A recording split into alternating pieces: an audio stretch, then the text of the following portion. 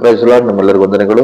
ಆರಾಮಿದ್ದೀರಾ? ಚೆನ್ನಾಗಿದ್ದೀರಾ? ಯೇಸು ಕ್ರಿಸ್ತ ನಾಮದಲ್ಲಿ ನಿಮ್ಮೆಲ್ಲರಿಗೂ ವಂದನೆಗಳು. ನಿಮ್ಮೆಲ್ಲರಿಗೋಸ್ಕರ ಪ್ರತಿದಿನ ಸಬ್ಸ್ಕ್ರೈಬರ್ಗಳಿಗೋಸ್ಕರ ಪ್ರಾರ್ಥನೆ ಮಾಡ್ತಾ ಇದ್ದೇವೆ. ದೇವರು ನಿಮ್ಮ ಕುಟುಂಬಗಳಲ್ಲಿ ಅನೇಕ ಆಶೀರ್ವಾದಗಳನ್ನ ಮಾಡ್ತಾನೆ ಅಂತೇಳಿ ನಾನು ನಂಬುತ್ತೇನೆ. ಈ ದಿನದ ದೇವರ ವಾಕ್ಯವು ಅಂಜಬೇಡಿರಿ, ನಾನು ನಿನಗೆ ಸಹಾಯ ಮಾಡ್ತೇನೆ ಅಂತ ಹೇಳ್ತಾನೆ. ಈ ದೇವರ ವಾಕ್ಯದಲ್ಲಿ ಹೇಳ್ತಾ ಇದ್ದಾನೆ, ಅಂಜಬೇಡಿರಿ, ಅಂಜಬೇಡಿರಿ, ಅಂಜಬೇಡಿರಿ ಅಂತ ಹೇಳ್ತಾನೆ.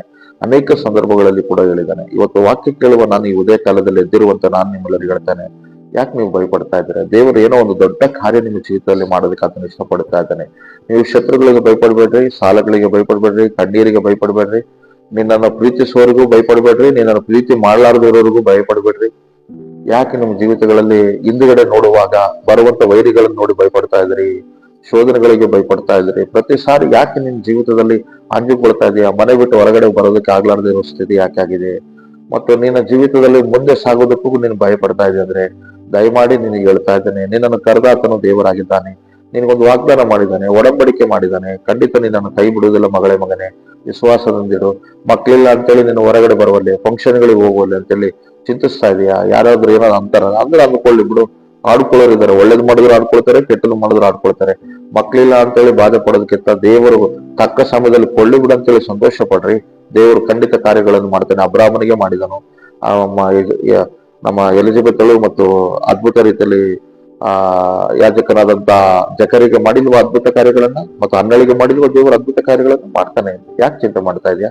ಪಾರ್ಶ್ವ ರೋಗ ಅಂತೇಳಿ ಬಾಧೆ ಪಡ್ತಾ ಇದೆಯಾ? ಅದಕ್ಕೆ ನಾನು ಎಲ್ಲೂ ಪ್ರಯಾಣ ಮಾಡಲ್ಲ, ಮನೆ ಬಿಟ್ಟು ಹೋಗಲ್ಲ ಅಂತ ಹೇಳ್ತಾ ಇದೆಯಾ? ದೇವರ ರೋಗ ಒಂದು ದಿನ ಗುಣಪಡಿಸ್ತಾನೆ, ನಂಬಿಕೆ ಇಡು ಅಂತೇಳಿ ನಾನು ಪ್ರೀತಿಯಿಂದ ಹೇಳ್ತೇನೆ. ಯಾರೆಲ್ಲ ನೀವು ಅಂಜುತ್ತಾ ಇದಿರೋ, ಯಾರೆಲ್ಲ ಭಯಪಡ್ತಾ ಇದಿರೋ, ಯಾರೆಲ್ಲ ನನ್ನ ಜೀವನ ಆಗೋಯ್ತು ಮುಗಿದೋಯ್ತು ಅಂತ ಅಂದ್ಕೊಳ್ತಾ ಇದ್ರಿ, ಇನ್ ಮುಂದೆ ದಯವಿಟ್ಟು ಹಾಗೆ ಅನ್ಕೊಳ್ಬೇಡ್ರಿ. ಯೇಸು ಕ್ರಿಸ್ತ ನಿನ್ನನ್ನು ನನ್ನನ್ನು ಕರೆದಿದ್ದಾನೆ, ಆತನ ರಕ್ತದಲ್ಲಿ ತೊಳೆದಿದ್ದಾನೆ, ಒಡಂಬಡಿಕೆ ಮಾಡಿಕೊಂಡಿದ್ದಾನೆ. ನಾನು ನಿಮ್ಮನ್ನು ಕೈ ಬಿಡುವುದಿಲ್ಲ ಎಂಬುದಾಗಿ ದೇವರ ವಾಕ್ಯ ನೋಡೋಣ. ದೇವರ ವಾಕ್ಯದಲ್ಲಿ ಏನಂತ ಧೈರ್ಯವನ್ನು ಕೊಡ್ತಾನೆ, ಏನಂತ ವಾಗ್ದಾನ ಕೊಡ್ತಾ ಇದ್ದಾನೆ ಸಾರಿ ನೋಡೋಣ. ವಿಮೋಚನೆ ಕಾಂಡ 14ನೇ ಅಧ್ಯಾಯ ಮತ್ತು 13, 14ನೇ ವಚನದಲ್ಲಿ ನೋಡೋಣ. ಆದರೆ ಮೋಶೆ ಆ ಜನರಿಗೆ, ನೀವು ಅಂಜಬಿಡಿರಿ, ಸುಮ್ಮನೆ ನಿಂತುಕೊಂಡಿದ್ದು ಯೆಹೋವನು ಇವತ್ತು ನಿಮ್ಮನ್ನು ರಕ್ಷಿಸುವ ರೀತಿಯನ್ನು ನೋಡಿರಿ. ನೀವು ಇನ್ನು ಮುಂದೆ ಎಂದಿಗೂ ನೋಡುವುದಿಲ್ಲ ಐಗುಪ್ತರನ್ನ ಅಂತೇಳಿ ಹೇಳ್ತಾನೆ. ಈ ಇವತ್ತು ನೋಡುವ ಐಗುಪ್ತರನ್ನ ನೀನ್ ಎಂದಿಗೂ ನೀನ್ ನೋಡುವುದಿಲ್ಲ, ಯೆಹೋವನೇ ನಿಮಗಾಗಿ ಯುದ್ಧ ಮಾಡುವನು, ನೀವಂತೂ ಸುಮ್ಮನೆ ಇರಿ ಎಂದು ಹೇಳಿದನು. ಮೋಶೆ ಮೂಲಕ ದೇವರು ಹೇಳಿದ, ಸುಮ್ಮನೆ ಇರ್ರಿ, ನೀವು ಇವತ್ತು ನಡೆಯುವ ಅದ್ಭುತವನ್ನ ನೋಡ್ರಿ. ಈ ದಿನ ನಾನ್ ನಿಮ್ಮ ಜೀವಿತದಲ್ಲಿ ಇವತ್ತು ಕಾಣುವ ನಿನ್ನ ಐಗುಪ್ತರನ್ನ ಇನ್ನೆಂದಿಗೂ ಕಾಣಲಾರದಂತೆ ಮಾಡ್ತೇನೆ ದೇವರು ಅಂತೇಳಿ ಜನರಿಗೆ ವಾಗ್ದಾನ ಕೊಡ್ತಾ ಇದ್ದಾನೆ. ಇಸ್ರಾಯೇಲ್ ಜನರಿಗೆ ಐಗುಪ್ತ ದೇಶದಲ್ಲಿ ಅಷ್ಟು ಸೂಚಕ ಕಾರ್ಯಗಳು ಅದ್ಭುತಗಳನ್ನ ನೋಡಿದಂತ ಜನರು ಇವರು ಪಶ್ಚಾತ್ತಾಪ ಪಟ್ಟು ಪ್ರಾರ್ಥನೆ ಮಾಡಿದಕ್ಕಾಗಿ ಮೋಶೆ ನಾಯಕತ್ವವನ್ನು ಏರ್ಪಾಟು ಮಾಡಿ ಆ ಕಾಲು ಜನ ಇರುವಂತ ಕಾನಾನ್ ದೇಶಕ್ಕೆ ನಡೆಸ್ತಾರೆ ಅಂತೇಳಿ ವಾಗ್ದಾನ ಕೊಟ್ಟಿದ್ದಾನೆ, ಒಡಂಬಡಿಕೆ ಮಾಡಿದ್ದಾನೆ. ಇನ್ನು ಆ ದೇಶ ಬಿಟ್ಟು ಕೆಂಪು ಸಮುದ್ರದ ಆ ಒಂದು ಅರಣ್ಯದಲ್ಲಿ ಇನ್ನು ಬರ್ತಾ ಇರುವಾಗಲೇ ಶತ್ರುಗಳು ಮತ್ತೆ ಹಿಂತಿಕ್ಕಿ ಪರವನ ಸೈನ್ಯಗಳು ಬರ್ತಾ ಇದ್ರೆ ಭಯಪಟ್ಟು, ಅಯ್ಯೋ ನಾವು ಅಲ್ಲೇ ಗುಲಾಮರಾಗಿದ್ದಿದ್ರೆ ಚೆನ್ನಾಗಿತ್ತು, ನಮ್ಮ ಪ್ರಾಣ ಆದ್ರೂ ಉಳಿತಿತ್ತು ಅಂತೇಳಿ ಭಯ ಪಡ್ತಾ ಇದ್ದಾರೆ ಮತ್ತು ಅಂಜುತ್ತಾ ಇದ್ದಾರೆ ಮತ್ತು ದೇವರನ್ನು ಮೋಶೆಯನ್ನು ನಿಂದಿಸ್ತಾ ಇದ್ದಾರೆ. ಆದ್ರೂ ಕೂಡ ಮೋಶೆ ಸಮಾಧಾನದಿಂದಲೂ ದೇವರು ಸಮಾಧಾನದಿಂದಲೂ, ಯಾಕೆ ನೀವು ಭಯಪಡ್ತಾ ಇದ್ದೀರಿ? ನಿಮ್ಮನ್ನು ಅಷ್ಟು ರೀತಿಯಲ್ಲಿ ಕಾಪಾಡಿದ ದೇವರು ಇನ್ ಮುಂದೆ ನೀನು ಕಾಪಾಡಲ್ವಾ? ಇವತ್ತು ವಾಕ್ಯಗಳು ನಾನು ನಿಮ್ಮೆಲ್ಲರಿಗೂ ಹೇಳ್ತೇನೆ, ಸಣ್ಣ ಅದ್ಭುತ ಮಾಡಿದ್ರೆ ದೊಡ್ಡ ಅದ್ಭುತ, ದೊಡ್ಡ ಅದ್ಭುತ, ದೊಡ್ಡ ಅದ್ಭುತ, ದೊಡ್ಡ ಅದ್ಭುತಗಳು ದೇವರು ನಿಮ್ ಜೀವಿತದಲ್ಲಿ ಮಾಡ್ತಾನೆ. ಎಲ್ಲ ಪ್ರತಿ ಸಾರಿ ಮಾಡ್ತಾ ಬರ್ತಾ ಇದ್ರೇನೆ ದೇವರನ್ನ ನಂಬ್ತೀಯಾ? ದೇವರು ಕೆಲವು ಸಂದರ್ಭಗಳಲ್ಲಿ ಒಂದು ಟೈಮ್ ಯಾವ ಟೈಮಿಗೆ ಏನ್ ಮಾಡ್ಬೇಕು ಅದನ್ನ ಮಾಡ್ತಾನೆ. ಇವತ್ತು ಅವ್ರನ್ನ ಅಲ್ಲಿಂದ ಬಿಡಿಸ್ಕೊಂಡು ಬಂದು ಅಲ್ಲಿವರೆಗೂ ನಡೆಸಿದ ದೇವರು ಕೆಂಪು ಸಮುದ್ರದವರಿಗೆ ಅಲ್ಲಿ ಹಿಂದೆ ತಿರುಗಿ ನೋಡಿದಾಗ ಅವ್ರು ಭಯಪಡ್ತಾ ಇದ್ದಾರೆ. ಇವತ್ತು ನೀನ್ ಕೂಡ ನಿನ್ ಜೀವಿತದಲ್ಲಿ ಯೇಸು ಸಹ ನಮ್ಗೆ ಒಂದು 5 ವರ್ಷ ಆಗಿದೆ, 3 ವರ್ಷ ಆಗಿದೆ, 10 ವರ್ಷ ಆಗಿದೆ, 15 ವರ್ಷ ಆಗಿದೆ, 7-8 ವರ್ಷಗಳು, ಅನೇಕ ವರ್ಷಗಳಿಂದ ಯೇಸು ನಂಬಿದೆಯಾ? ನಂಬುವಾಗಿದ್ದ ನಂಬಿಕೆ ಈಗ ಹಾಕಿಲ್ಲ ನಿನಗೆ?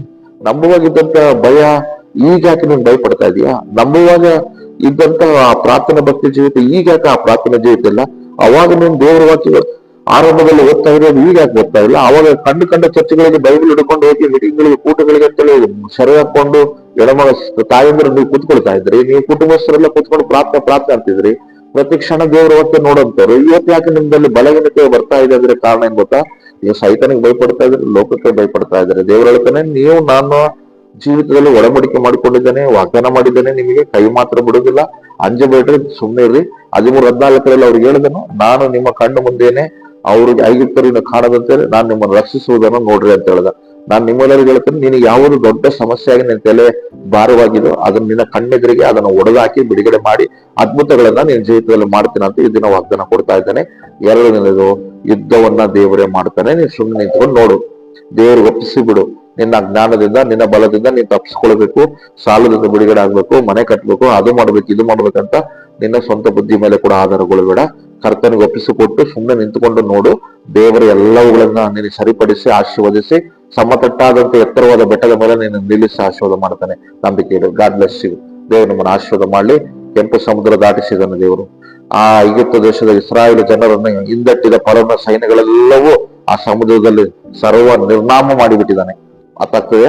ಆಮೇಲೆ 40 ವರ್ಷಗಳು ಅವರ ಅರಣ್ಯದಲ್ಲಿ ಅಲಿದಾಡ್ತಾ ಇದ್ರು ಕೂಡ ಐಗುಪ್ತರು ದೇಶದಿಂದ ಫರೋಹನ ಸೈನ್ಯಗಳು ಮತ್ತೆ ಬಂದು ಅವ್ರ ಮೇಲೆ ದಾಳಿ ಆಗ್ಲಿ ಬಾನಿಸತ್ವಕ್ಕೆ ಕರ್ಕೊಂಡು ಹೋಗುವಂತ ಪ್ರಯತ್ನ ಮಾಡ್ಲಿಲ್ಲ. ಯಾಕಂದ್ರೆ ಆ ಒಂದು ಅದ್ಭುತವನ್ನು ನೋಡಿದ್ಮೇಲೆ ಅವ್ರು ಭಯಪಟ್ಟರು ಅಂತೆ. ಇವತ್ತು ನಿನ್ ಜೀವನದಲ್ಲಿ ನಿನಗೆ ಆಗುವ ಅದ್ಭುತಗಳನ್ನ ನೋಡಿ ಜನರು ಭಯಪಡ್ತಾರೆ, ಸಾಕ್ಷಿ ಹೇಳ್ತಾರೆ, ನಿನ್ನಲ್ಲಿ ದೇವರಿದ್ದಾನೆ, ನಿನ್ನ ಕುಟುಂಬದಲ್ಲಿದ್ದಾನೆ ಅಂತೇಳಿ. ತಾಳ್ಮೆಯಿಂದ ಕಾಯಿ, ಒಂದು ದಿನ ಬರ್ತದೆ, ನಿನ್ನ ಭಯವೆಲ್ಲ ನೀಗಿಸ್ತಾನೆ.